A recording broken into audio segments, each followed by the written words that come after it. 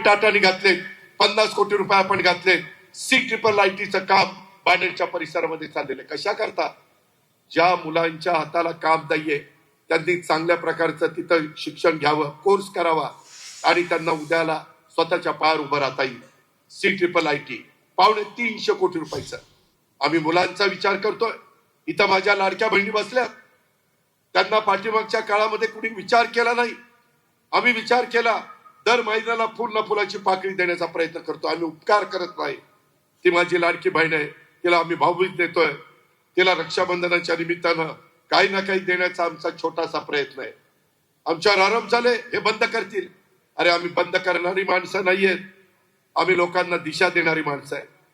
आणि म्हणून बाणेरकरांनो, तुम्ही विचार करा.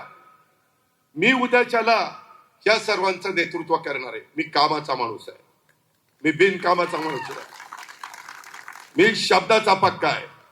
मी थोडासा कडक असेल पण विकास कामाकरता कडक आहे. तुम्ही बघा पिंपरी चिंचवड मधले रस्ते, फ्लायओव्हर, बाकीची कामं कुणालाही जाऊन विचारा कुणाच्या काळामध्ये झाली. का मधल्या 9 वर्षामध्ये इथं जी कामं रेंगाळली, किती दिवस मेट्रोची कामं चालली. ट्रॅफिकच्या समस्या सोडवायला नको. नदी सुधार कार्यक्रम का गतीने होत नाही? का आपल्याला अधिकचं पाणी मिळत नाही? मी प्रयत्न करतोय मुळशीचं पाणी आणायचा. तुम्ही म्हणाल दादा तुम्ही पालकमंत्री आहे.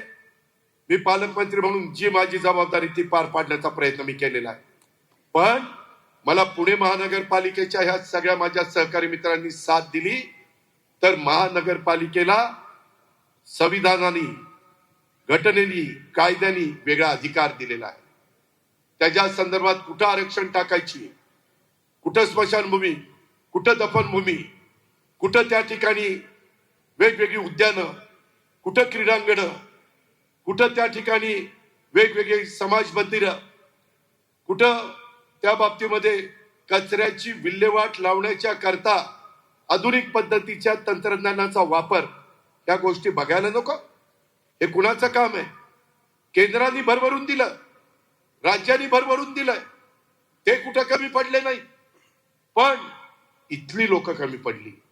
इथं ज्यांच्यावर जबाबदारी होती ते कारभारी लोक कमी पडली.